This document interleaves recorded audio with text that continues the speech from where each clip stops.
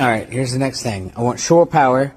I want to be able to plug in my van into the generator and not have to have a door open. So I got butyl tape, I got a little drill here, and I got this is the little plug-in for shore power, or at least like a 110 volt, 110, 120.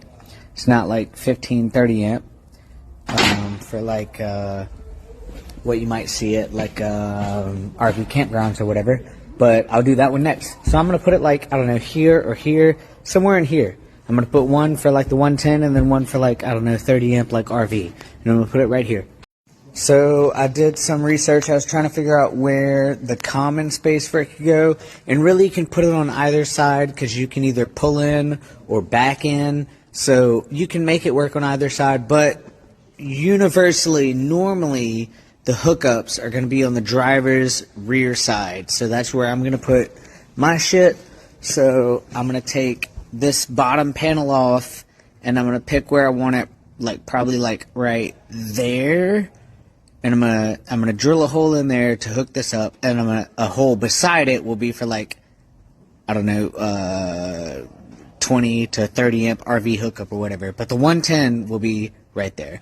So I'm gonna take this panel off and pick a spot and drill a hole and hook it up here. All right, so we're installing the shore power. Got a little baby hole drilled there. Always start with a little tiny pilot hole, right?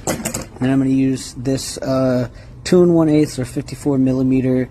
I can't remember what these things are called.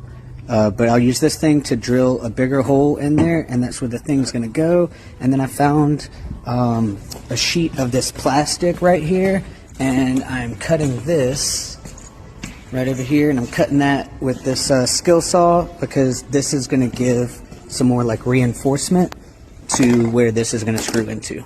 These are hole saw bits. That's what they're called. I had to look it up because I forgot.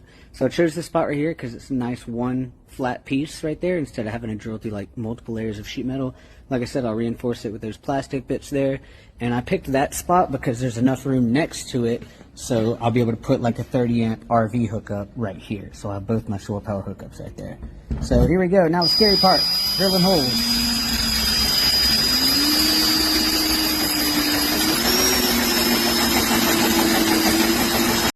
And there is our hole right there.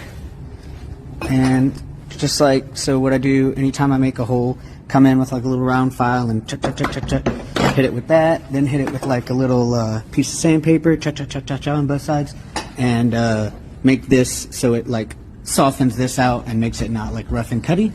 And then this will just go in there. I'm trying to do this one-handed. Nope. That'll just go in like that. Boom, like that. Oh, I could have made that a little bit smaller, but that's fine because it's going to screw in. That's going to go there. And then I'm going to take this butyl tape and put some butyl tape behind this gasket too. Because everything I've been told by friends or seen on the internet basically said no one trusts just this gasket alone. So I'm going to put some butyl around that too. And then that'll be pretty much it right there. I forgot to step for a second. We also need that same hole in these plastic pieces. So I just put it in a vise, and I can't show on camera because I'm gonna hold it right here with my hand so the plastic doesn't bend. But I just put it in a vise. I'm gonna hold it with one hand and drill through with the other. Okay, so we got butyl tape on there, and that holds it in place where we want it. And I got the little plastic piece on the back. Now I don't know if I'm gonna be able to screw into that. I might have to get somebody to hold that for me as I screw it in. But here's the butyl tape on the front. And so now we're just going to take a screwdriver and the 3 screws it came with, and screw it in right here. And we're going to see how it works with that backing plate, but something tells me it's just going to push it away. Okay, the screws did not want to go in by themselves, so I did use a 30 seconds drill bit to make pilot holes for them, so they would go in easier. But that's pretty much it. That's what it's going to look like when it's all done. I do need an assistant to hold the back there, but that's how it's going to look. I mean, it might as well be done. It looks the same. But like I thought, the plate just pushed away, so I'm going to wait for someone to come and like hold it while I drill through it. Luckily, it's really soft plastic, so it'll be easy to just hold it while I drill the screws through. But yeah, on this side, to help them, I also matched up the holes and drilled little pilot holes in there so the screw will be able to find its hole easier. And then this is the piece that goes over it. This is a trim piece. And I'm just going to cut a little hole like here for the cable to run out to. But I'm not doing that yet because I've also got this sound deadening stuff. And I'm going to put that all over there. And while I have this panel off, I'm going to throw some in there. But that's mostly it.